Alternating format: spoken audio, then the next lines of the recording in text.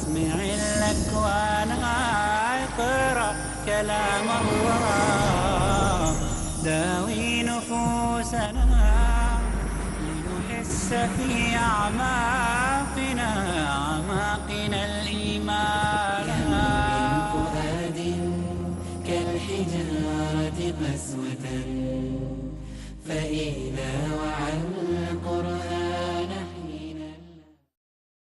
یثرب میں 5 قبیلے آباد تھے. 3 یہودی قبائل تھے، بنو قریظہ، بنو قینقاع اور بنو نذیر، اور 2 قبیلے یہ تھے اوس اور خزرج. اگرچہ قدیم وہاں پر یہودی آباد تھے، اوس اور خزرج بعد میں آئے ہیں. اوس اور خزرج جو ہے وہ تو جب سیل عرم جو آیا ہے یمن میں، تو اوس اور خزرج یمن سے نکل کر آ کر یہاں آباد ہوئے. لیکن چونکہ بہرحال یہ عرب تھے اور یہ جو یہودی تھے یہ گویا کہ جیسے دیمک کھائی ہوئی لکڑی ہوتی ہے، بحیثیت مجموعی یہود کا حال وہ ہو چکا تھا. یہ دونوں قبیلے آ کر ان پر چھا گئے، لیکن خود ان 2 قبیلوں کے اندر آپس میں جنگ رہتی تھی اور یہودی خاص طور پہ ان کو لڑاتے تھے. یہ داستان چلی آ رہی تھی 100 برس سے مدینے کے اندر. حضور کی تشریف آوری کے بعد ان دونوں قبیلوں کو اللہ تعالیٰ نے بنا دیا جیسے باہم شیر و شکر ہوں. تباہی کے آخری کنارے پر پہنچے ہوئے تھے. عبداللہ ابن ابی یہ خزرج کا سردار تھا، بہت بڑا سردار تھا، اور خزرج کا قبیلہ جو ہے اوس کے مقابلے میں 3 گنا زیادہ بڑا تھا. اس کو طے کر لیا کہ اس کو بادشاہ بنا لیں گے اپنا، بس یہ پھر سب کے اوپر حکومت کرے گا، آخری فیصلے یہ کیا کرے گا. تاج پوشی کی رسم باقی تھی کہ حضور پہنچ گئے صلی اللہ علیہ وسلم. اس کو بہت بروقت آ کر محمد الرسول اللہ صلی اللہ علیہ وسلم نے اس خلا کو پر کر دیا. اس حوالے سے وہاں اسلام جو ہے وہ بڑی تیزی کے ساتھ پھر پھیلا اور آپ کے قدم جو ہے بڑی مضبوطی کے ساتھ وہاں جم گئے. کنتم خیر امت اخرجت للناس تأمرون بالمعروف وتنہون عن المنکر وتؤمنون باللہ. اب سب سے بڑا معروف کیا ہے؟ یہ زمین اللہ کی ہے، اللہ کا حکم اس پر چلنا چاہیے. سب سے بڑا منکر کیا ہے؟ کہ کوئی اللہ کا مد مقابل بن کر کھڑا ہو جائے. I am the sovereign. Whatever I say, the word that I utter is the law. بادشاہ کا کیا تھا؟ اس کا فرمایا ہوا قانون ہے، جو اس کی زبان سے نکل جائے وہ قانون ہے، اٹل ہے. وہ اللہ کے مد مقابل خدائی کا دعوے دار بن کر کھڑا ہوا، چاہے فرعون تھا چاہے نمرود تھا. لیکن آج پوری نوع انسانی مدعی ہو گئی ہے. وی آر سوورن، اختیار ہمارے ہاتھ میں ہے. یہ سب سے بڑا منکر ہے، سب سے بڑا فساد، سب سے بڑی بغاوت. اتنے وسیع پیمانے پر کبھی بھی دنیا کی پوری تاریخ میں بغاوت نہیں ہوئی. کہ قرآن مجید میں مشرکین کا قول تو یہ ہے کہ ان سے پوچھئے یہ دنیا کس نے بنائی؟ فوراً کہیں گے اللہ نے بنائی. آج کے جو گمراہ شدہ ہیں، آج کے جو مشرک ہیں، جنہوں نے مادے کو اپنا جو ہے وہ معبود بنا لیا ہے، وہ تو یہ بھی ماننے کو تیار نہیں. وہ تو یہ تو مانتے تھے نا بارش کون برساتا؟ اللہ. کس کے ہاتھ میں ہے کل زمین و آسمان کا پورا نظام؟ قل من بیدہ ملکوت کل شیء وہو یجیر ولا یجار علیہ. سیقولون للہ، جواب دیتے تھے اللہ. ان کا تلبیہ کیا تھا؟ لبیک اللہم لبیک، لبیک لا شریک لک لبیک، لبیک لا شریک لک الا شریکا تملکہ وما ملک. اے اللہ میں حاضر ہوں، میں حاضر ہوں، میں حاضر ہوں، تیرا کوئی شریک نہیں سوائے اس شریک کے کہ جو کچھ اس کے پاس اختیار ہے اس کا بھی مالک تو ہی ہے اور اس شریک کا مالک بھی تو ہی ہے. یعنی ہمارے جو شریک ہیں لات، عزا، منات، ہبل، یہ سب بھی تیری ملکیت ہے، تیرے بندے ہیں، اور ان کے پاس جو اختیار ہے وہ بھی تیرا دیا ہوا ہے. شرک کہاں گیا؟ اٹ ایویپوریٹڈ. بس درمیان میں واسطے ہیں جو کچھ انہوں نے مان لیے. یہ اللہ کے لاڈلے ہیں، اللہ کے چہیتے ہیں، اللہ کے نائبین سلطنت ہیں. آخر ان کا بھی کچھ اختیار ہوتا ہے، کچھ اللہ نے ان کو بھی اختیارات دے رکھے ہیں. کچھ لوگ ایسے ہوتے ہیں منہ چڑھے بادشاہوں کے کہ ان کی بات کو بادشاہ ٹال نہیں سکتا. ایسے ہی یہ بھی محبوب ہے. یہ تصور تھا، خدا کا تو انکار نہیں تھا. خدائے گاں، تمام خداؤں سے بڑا خدا ایک، وہ تو ایک ہی ہوتا تھا. کیپٹل جی سے لکھا جانے والا گاڈ تو ایک ہی تھا. دی omnipotent, the omniscient, the omnipresent God with capital G. He was all alone. چھوٹے جی سے لکھے جانے والے تھے gods and goddesses، دیوتا اور دیویاں، لیکن وہ چھوٹے جی سے لکھے جاتے تھے. اگر ان کے ہاں ہندوؤں میں دیوی اور دیوتا تھے، ان سب کے اوپر مہادیو تو ایک ہی تھا. مہادیو تو 2 نہیں تھے، مہادیو ایک تھا. تو یہ جو تعدد تھا آلہہ کا، یہ اوپر جا کر توحید میں ضم ہو جاتا تھا، لیکن عملاً کیا ہوتا تھا؟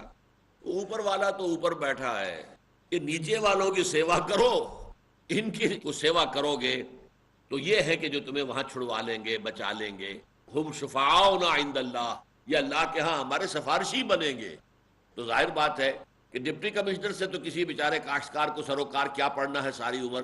ساری عمر تو اس کا واسطہ پٹواری صاحب سے ہے۔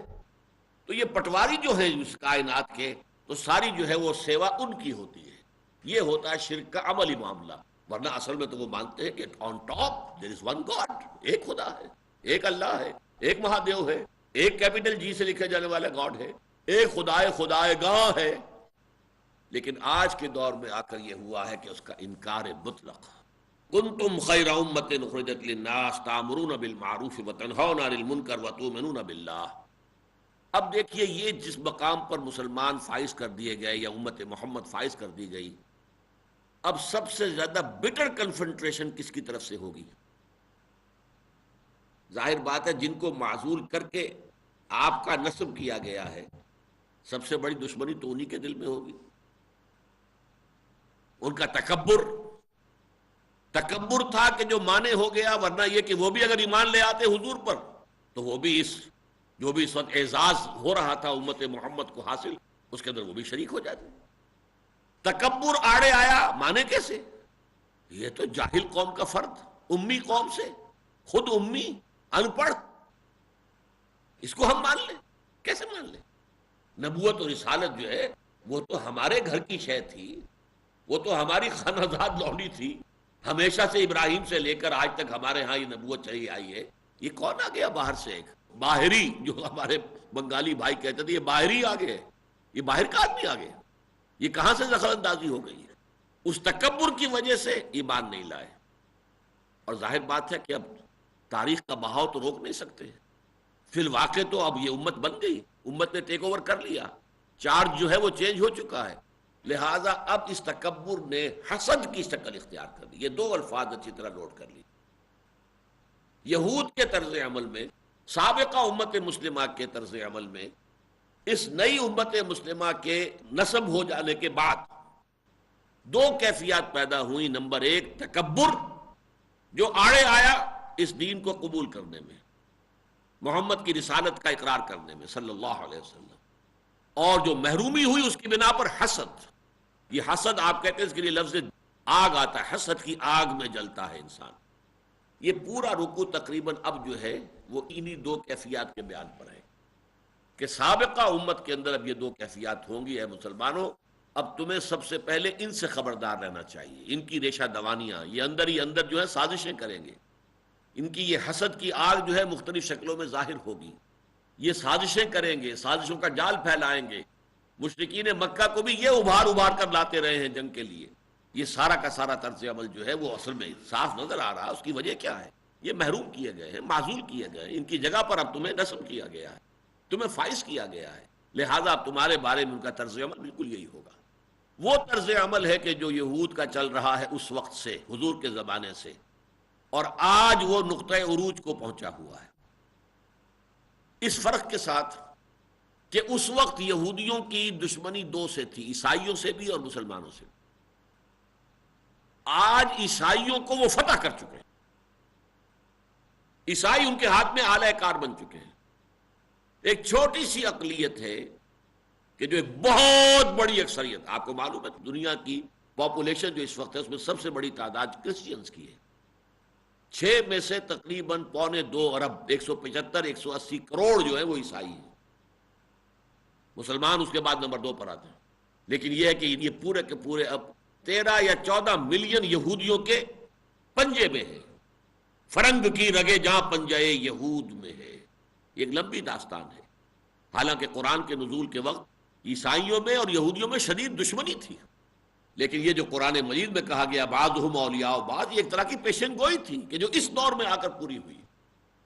آج وہ آلہ کار بن چکے ہیں، چنانچہ جون کے جو ریولیشنز ہیں، مکاشفات یوحنا، آخری باب ہے جو بائبل کا، اس میں جو ایک تمثیلاتی انداز میں اس دنیا کے آخری دور کے کچھ حالات و واقعات کی پروفیسی کی گئی ہے، وہ انہوں نے دیکھا، ان کے مکاشفات تھے۔ بہرحال یہ جو رول ہے ان کا وہ منیچر فارم میں، ابھی ابتدائی شکل میں، ایمبریونک فارم میں اس وقت مدینے میں موجود تھا. اس روشنی میں یہ آیات پڑھیے اب. وَلَوْ آمَنَ أَهْلُ الْكِتَابِ لَكَانَ خَيْرًا لَهُمْ، اگر یہ اہل کتاب بھی ایمان لے آتے تو بہت بہتر ہوتا ان کے حق میں. یہ بھی اس اعزاز اور اکرام کا کنتم خیر امت اخرجت للناس، ان کو بھی اس میں سے حصہ ملتا، اسی خیر امت میں شامل ہو گئے ہوتے، وہی اعزاز و اکرام ان کے حصے میں بھی آ جاتا. منہم المومنون، ان میں سے ہے کچھ مومن، لیکن اکثرهم الفاسقون، ان کی اکثریت جو ہے نافرمانوں، ناہنجاروں اور خدا کے باغیوں پر مشتمل. اور ظاہر بات ہے قاعدہ دنیا میں یہ ہے کہ حکم الاکثر حکم الکل، جو اکثریت کا معاملہ ہوتا ہے وہ کل کا سمجھا جاتا ہے، اقلیت کے حوالے سے فیصلے نہیں ہوتے. بلکہ سورہ انفال کے اندر بات واضح کی گئی ہے وَاتَّقُوا فِتْنَةً لَا تُصِيبَنَّ الَّذِينَ ظَلَمُوا مِنْكُمْ خَاصَّةً. جب ظالموں کی کثرت ہو جائے اور کسی معاشرے میں برائی جو ہے غالب آ جائے، پھر جب عذاب آتا ہے تو ان میں جو اس برائی سے بچے ہوئے ہوتے ہیں وہ بھی لپیٹ میں آ جاتے ہیں. اس لیے کہ حکم الاکثر حکم الکل.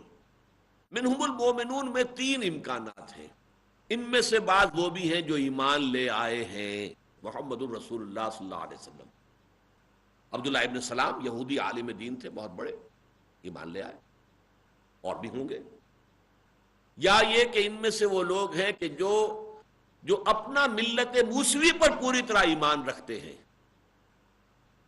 لیکن اکثریت وہ ہے کہ اس کے اعتبار سے بھی فاسق ہو چکے، جیسے آج ہمارا مسلمانوں کا حال ہے.